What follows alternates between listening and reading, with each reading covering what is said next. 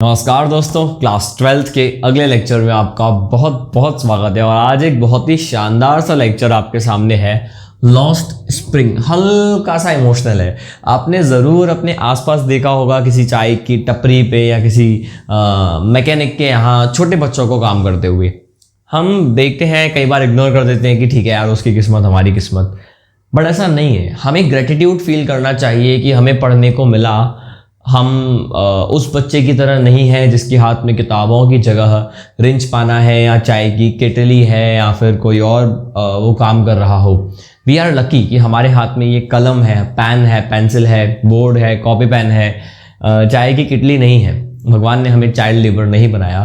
इस बात की खुशी हमें होना चाहिए। तो ऐसी ही खुशी आपको ये चैप्टर देगा। चैप्टर की जो बहुत आ जाएगी यार। अरे यार, वो तो भाई रहेगा यार। बस एक अनप्रोफेशनल लाएगा, मैं डाल दूंगा। और ऑप्शन कहाँ है अपन पे बता, क्या ऑप्शन? रात का ऑप्शन था, रात का तूने कहा है ही ऑप्शन ही नहीं है ना। शाम को बिजी हो, वही तो कहना, ऑप्शन ही कहाँ है? वो तो रोज आवाज आएगी इसकी, मैं कह रहा हूँ बिल्कुल आएगी। सीटी की हमेशा आती है, हमेशा ऑप्शन नहीं है ना। आने को मन रोकनी नहीं है ना वो सीटी। क्या करें, जितना नॉइस रिडक्शन हो, बाकी ऑप्शन ही नहीं है तो क्या करें नहीं फिर? होता, मतलब आती है, क्लियर आती है, बिना लीड के भी आती है। मैं लीड में डाल के सुनता हूँ, बिना लीड के मेरे लैपटॉप में जैसे स्पीकर का मैं उसमें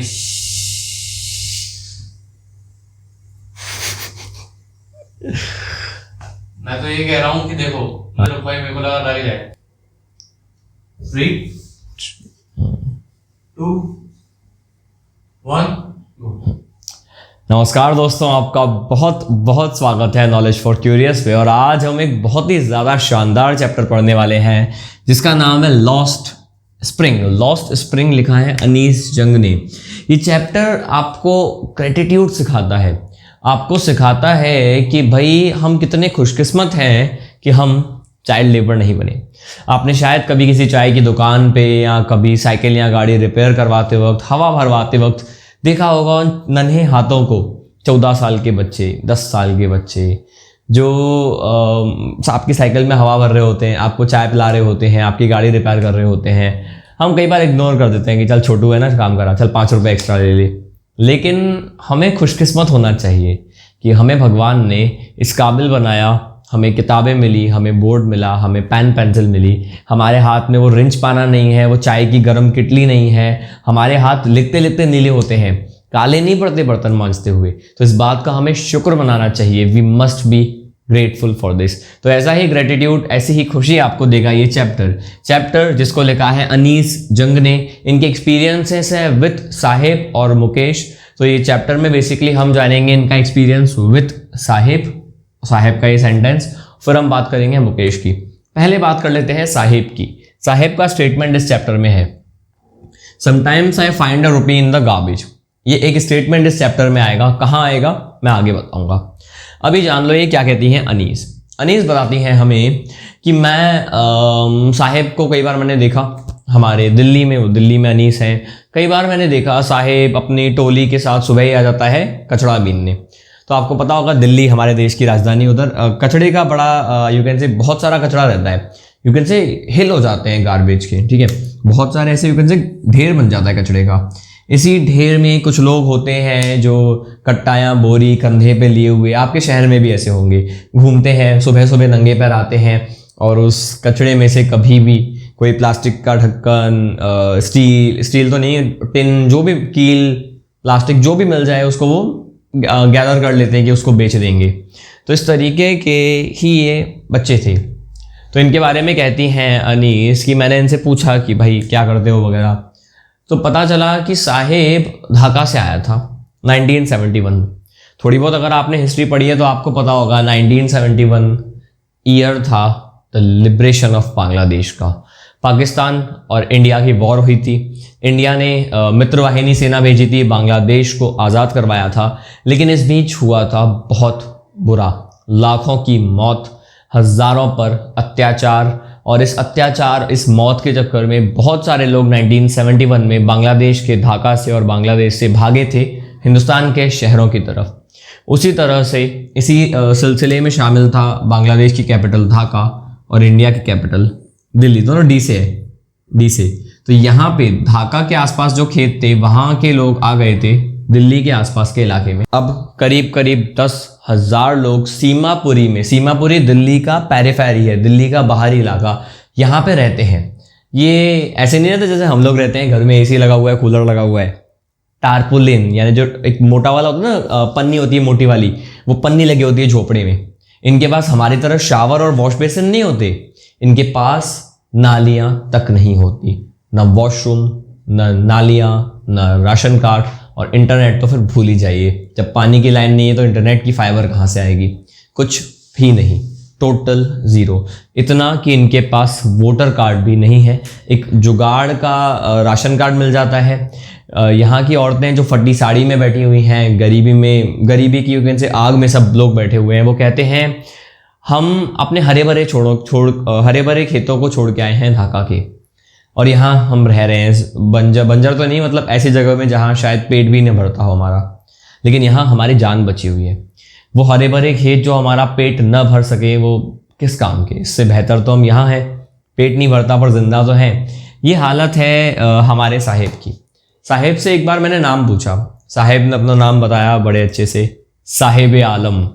मैं सोच रही थी मन में, यार साहेब आलम इसका नाम है, मतलब the Lord of the universe, और क्या हालत है इसकी। हालत के बारे में एक और चीज़ मैं आपको बताऊं। अनीस ने एक बार जब इससे पूछा था, बहुत बार बातें हुई, तो एक बार बात क्या हुई थी, अरे तुम क्या करते रहते हो, ये स्कूल क्यों नहीं जाते हो? उसने कहा मेरे पास कुछ है ही नहीं काम करने को, स्कूल बहुत दूर है। तो मैंने एक बार उसको ऐसे ही बोल दिया, अच्छा मैं स्कूल बनाऊँ तो तुम आओगी? जबकि ना मेरा बजट है ना मेरे पे टाइम है। मैंने कह दिया, उसने कहा हाँ जी बिल्कुल। अब मेरे को लगा ठीक है, भूल जाएगा बच्चा है। अगले दिन भागता हुआ मेरे पास आया, अरे मैम स्कूल का क्या हुआ मैडम जी? तो मुझे लगा यार कि कैसा प्रॉमिस कर दिया मैंने। तो मैंने कहा कि देखो यार स्कूल बनने में थोड़ा टाइम लगता है, वेट करो। वो मान गया। पर मैं देखो अकेली नहीं हूँ, अनीस कहती है मैं देखो अकेली नहीं हूँ, मेरे जैसे जो ये अंधेरे भरे प्रॉमिस हैं, झूठे वादे हैं, दुनिया के हर कोने में आपको मिलेंगे। ये एक बात हुई। फिर मैंने कभी उनसे बात की थी कि तुम ये नंगे पैर के घूमते हो, चप्पल क्यों नहीं पहनते? ये चप्पल के बारे में अनीस बताती हैं कि पहले तो बच्चों ने कहा नहीं। एक ने कहा कि हमारी मॉम ने ना चप्पल जो माले पे रखी हुई है, माला आपको पता होगा टाड़ बोलते हैं, वहाँ रखी हुई है, हमें देती नहीं है। एक बच्चे ने कुछ और कहा कि नहीं इसकी माँ देगी तो भी ये चप्पल पहनता नहीं है। तो इस तरीके से बच्चे आपस में खेलने लग गए कि वो बहाने बना रहे हैं, वो उसको मजाक उड़ा रहा है, वो उसका मजाक उड़ा रहा है। पर इस बीच मुझे याद आया कि यार इंडिया में ऐसी बहुत जगह है, कुछ जगह पे लोग चप्पल पहनते ही नहीं है, और वहाँ पे वो उसको कहते हैं कि ये हमारा रिवाज है, हम धरती पर चप्पल नहीं पहनेंगे, हम धरती माँ है, कुछ लोग ट्रेडिशन कहते हैं। फिर इनको याद आई कहानी उडुपी के एक लड़के की। उडुपी एक गाँव है। एक बार एक मंदिर था, उस मंदिर में जो पंडित जी थे, उनका लड़का रोज मंदिर से निकलते हुए प्रार्थना करता था, हे माँ मुझे प्लीज़ एक चप्पल दिला दो या एक जूता दिला दो। वो लड़का बहुत प्रार्थना करता था। हुआ क्या था, एक दिन उसको चप्पल मिली भी थी, उसने प्रार्थना की थी कि हे भगवान अब ये चप्पल मेरे पास हमेशा रहे। मतलब गरीबी का आलम देख सकते हो, चप्पल के लिए स्ट्रगल की, हे भगवान मुझे चप्पल या जूते दिला दो और वो मेरे पास हमेशा रहें। 30 साल बाद मैं उस गाँव में गई थी। ये राइटर है तो देखती हैं क्या हालत है। 30 साल बाद जो मंदिर है वो थोड़ा सा अच्छा हो चुका था। मंदिर के पीछे एक घर था पंडित जी का, मैं गई तो ठीक ठाक घर था, एक पलंग भी था वहाँ पे। एक लड़का भागते हुए अंदर आया, जूते मोजे पहना हुआ, स्कूल का बस्ता भी लिए हुए, किताबें लिए हुए। वो था पंडित जी का लड़का। सेम लड़का नहीं है ऑफ कोर्स, टाइम मशीन तो है नहीं, लड़का बड़ा हो गया, लेकिन 30 साल बाद पंडित जी का लड़का जो होता है उसके पास जूते चप्पल हैं। 30 साल पहले जो पंडित जी थे उनका जो लड़का था उसके पास नहीं थी। यानी 30 साल में उडुपी गांव में इतना तो बेहतरी आ गई कि पंडित जी का जो लड़का होगा उसके पास जूते भी होंगे, किताबें भी होंगी। पर ये सबके साथ नहीं होता। जैसे साहिब, उसके दोस्त इनके साथ नहीं है, नंगे पैर घूमना पड़ता है, कचड़ा बीनना पड़ता है, बड़ी तकलीफें होती हैं। फिर होता क्या है, अब आती है स्टेटमेंट की बारी। तो एक बार जब मैं बात कर रही थी उसने ये स्टेटमेंट दी, अरे कभी कभी मुझे 1 रुपया भी मिल जाता है कचड़े में से। ये बात जब हमने मैंने उससे सुनी तो मुझे समझ में आया कि क्या हालत है। ये लोग बहुत सालों से यहाँ पे रह रहे हैं, तो इनके पास कोई प्रॉपर प्रोफेशन था नहीं, सबका प्रोफेशन यही बन गया था, प्रोफेशन की कचड़ा बीनो। तो एक्सपर्ट हो गए थे ये लोग। बड़ों को बहुत दुख होता था, बच्चे कचड़ा बीनने जा रहे हैं। बच्चों के लिए वो एडवेंचर है, जैसे आपके मेरे लिए बचपन में नेहरू पार्क जाना, गांधी पार्क जाना, किसी उद्यान में जाना, ये एन्जॉयमेंट रहा होगा, है ना। स्कूल के एडवेंचर में जाना, फन फेयर में जाना, ये एडवेंचर रहा होगा, कुछ नया मिलेगा, खेलना, इनके लिए कचरा बीनना एक एडवेंचर है। तो आप थोड़ा समझो इसको कि कुछ लोग क्या समझते हैं, गरीबी इज़ नॉट दुख। गरीबी है, लेकिन हाँ उन बच्चों के लिए वहाँ पे भी खुशी है। जैसे हम लोग बचपन में कंपेयर करते हैं कि देख तेरे को फर्स्ट मेडल मिला, तेरे को गोल्ड मेडल मिला, मेरे को सिल्वर मिला, वो भी कंपेयर करते थे। आज कचरे में से मेरे को 1 रुपया मिला, तेरे को सिर्फ 8 आना मिला। आज तो मैंने 4 कांच की बोतल ले ली, तेरे को खाली 2 ही मिली। तो वहाँ उनकी खुशी है।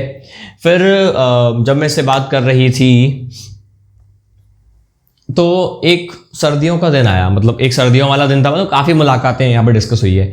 एक सर्दियों का दिन था, मैं घर से बाहर निकली तो मैंने देखा कि एक दरवाज़ा जो था, उस दरवाजे के बाहर साहिब खड़ा है और दरवाजे के अंदर झांक रहा है। दरवाजे के अंदर सफ़ेद कपड़े पहन के कुछ लोग, ऑफकोर्स जो कि अमीर होंगे, वो टेनिस खेल रहे थे। साहिब को मैंने पूछा क्या कर रहा है, वो बोलता है मुझे ये गेम बहुत पसंद है देखना, वॉचमैन मुझे जाने नहीं देगा, यहीं पे देख रहा हूँ। आज उसके जो पैर थे वो खाली नहीं थे, आज वो टेनिस के जूते, जो जूते होते हैं स्पोर्ट्स वाले, वो पहना हुआ था, बट एक जूते में छेद था। इसको देख के समझ में आता है किसी अमीर लड़के के जूते होंगे, अमीर बच्चे के या बच्ची के जूते होंगे, जिसके लिए वो एक छेद बड़ी बात थी। उसने कहा एक छेद है, मैं नहीं पहनूंगा। दूसरी तरफ ये लड़का, इसको एक छेद नहीं देखना, इसको देखना है कि छेद के अलावा जो जूता है ना, वो भी शुक्र है कि मेरे को मिला। अब तक तो नंगे पैर घूम रहा था। He is happy with the shoes. और हम लोग दुखी होते हैं कि यार एक छेद वाला भी जूता है, मुझे नहीं पहनना है, गंदा जूता है। अब होता क्या, बताता है कि मुझे ये गेम बहुत पसंद है, कभी ये वॉचमैन बहुत अच्छा है, कभी कभी जब कोई नहीं होता ना तो मुझे वॉचमैन जाने देता है कि जा, और मैं झूला झूल के आ जाता हूँ। ये सब कहानी चल रही थी। अब एक दिन आया ट्विस्ट। एक दिन मुझे साहिब मिला। इस बार साहिब के हाथ में कचड़े का कट्टा या जो भी झोला नहीं था। इस बार उसके हाथ में था एक स्टील का कैनिस्टर, जिसको शायद आप डोलची बोलते होंगे। डोलची आपने देखे होगी, दूध लेने जाते हैं रोज, ठीक है जी। तो दूध लेने जाते हैं तो उससे पूछा कि क्या कर रहे हो तुम, तो उसने बताया अब मैं चाय की दुकान पे काम करता हूँ, 500 रुपया महीना मिलता है, और मेरा जितना भी खाना है, मतलब 2 वक्त की रोटी और 500 रुपया महीना मिलता है, बस मैं वही दूध लेने जा रहा था चाय की दुकान के लिए। आज मुझे देख के लगा कि यार ये बचपन गया इसका। मतलब मुझे ऐसा लग रहा था कि वो जो कचड़े का कट्टा था जिसमें इतना सारा कचड़ा भरा होगा, वो हल्का है, स्टील कैनिस्टर भारी है, क्योंकि कट्टा साहिब का खुद का था और स्टील कैनिस्टर कि वो नौकरी कर रहा है। स्टील कैनिस्टर उस चाय वाले का है जो शायद दुकान पे, सड़क के नीचे कहीं पे वो दुकान है। तो इस तरीके से इस बचपन, आज़ादी, सब कुछ खो दी साहिब ने। उसके चेहरे पे वो खुशी नहीं थी। Now he was not his master. अब वो एक मालिक नहीं था, तो वो खुशी उसके चेहरे से जा चुकी थी, वो बेफिक्री जा चुकी थी। आप फिक्र मत करो, आपको मार्क्स पूरे मिलेंगे इसको समझ के।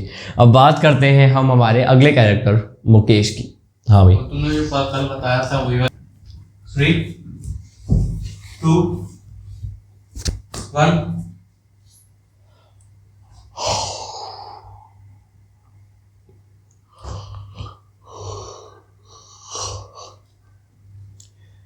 दोस्तों अब बात करते हैं मुकेश की।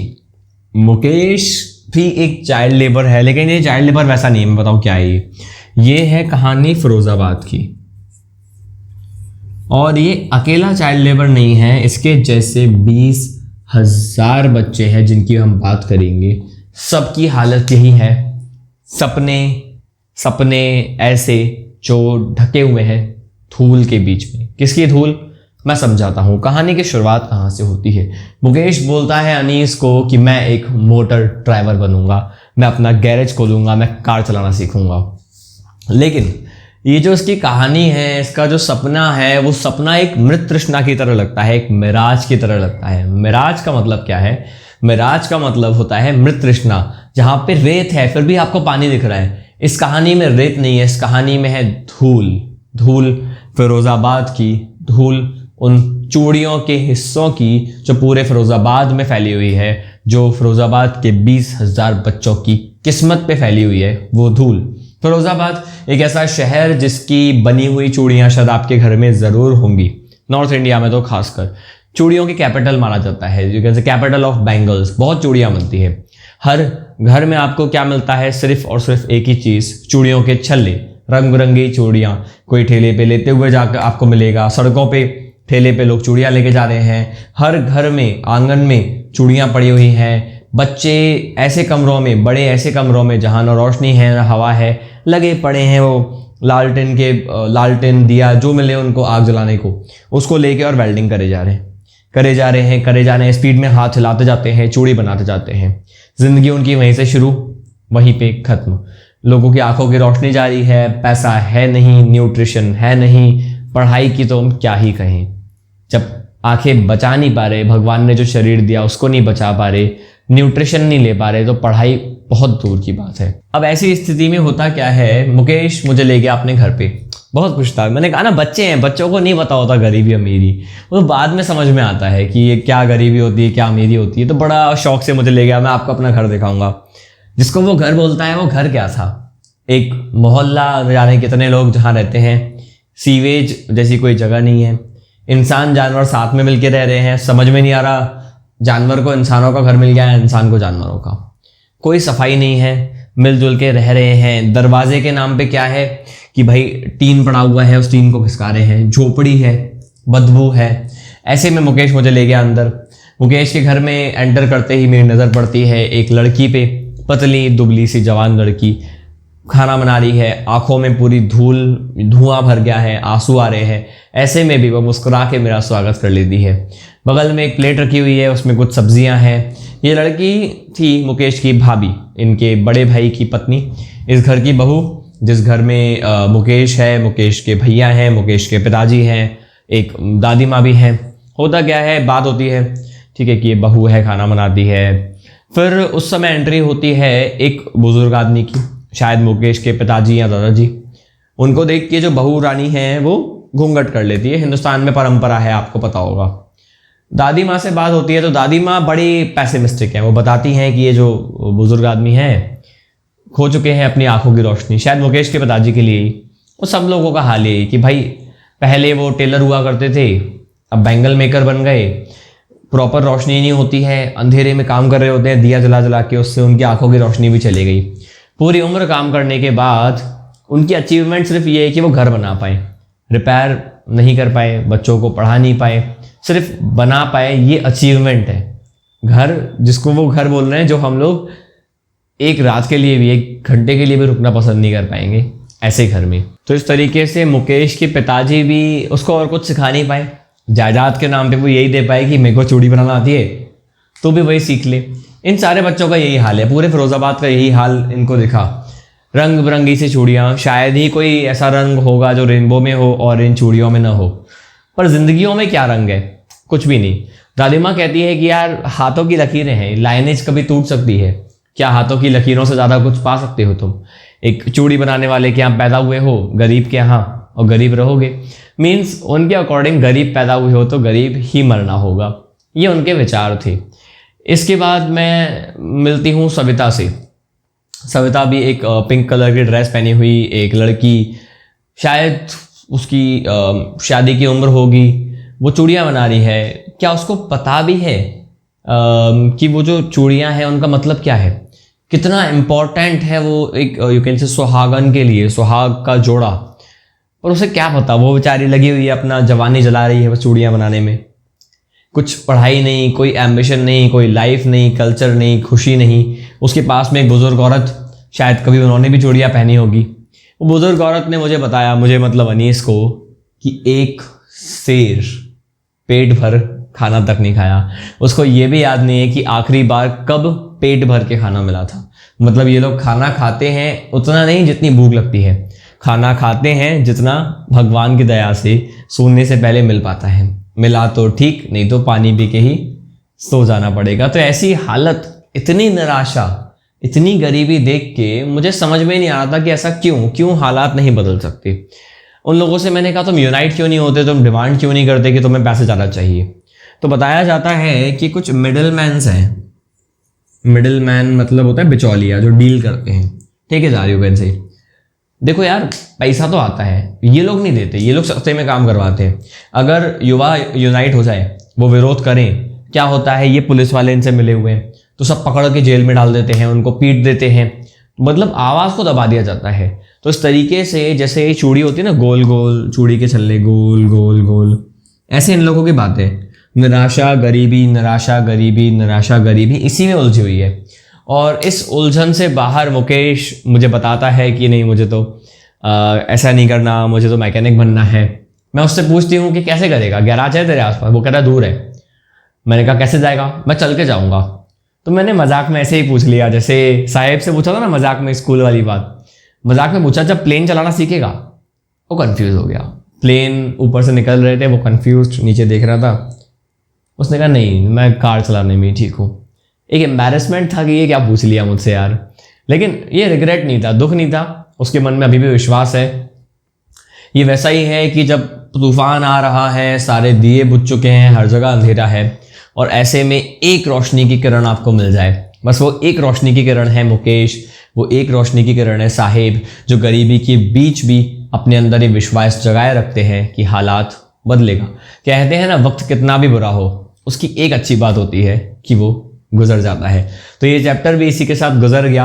अगर आप क्लास 12th में हो और आप मुझसे पढ़ना चाहते हो ये पूरा लिटरेचर, आप पाना चाहते हो सारे के सारे नोट्स, अच्छा by the way free notes की लिंक डिस्क्रिप्शन में है, और आप बाकी के सारे नोट्स चाहते हो, आप ग्रामर पढ़ना चाहते हो, ट्रेनिंग चाहते हो रीडिंग पोर्शन की, रेगुलर वीकली टेस्ट आपको चाहिए, तो आप मेरी बैच ज्वाइन कर सकते हो। अभी आपको दिख रहा होगा हमारा रिजल्ट, ऑलमोस्ट एवरीवन गॉट 90+, सबके 90+ आते हैं। आप ज़रूर हमारा व्हाट्सएप ग्रुप ज्वाइन करें। इंक्वायरी के लिए इस व्हाट्सएप नंबर पे कांटेक्ट आप कर सकते हैं।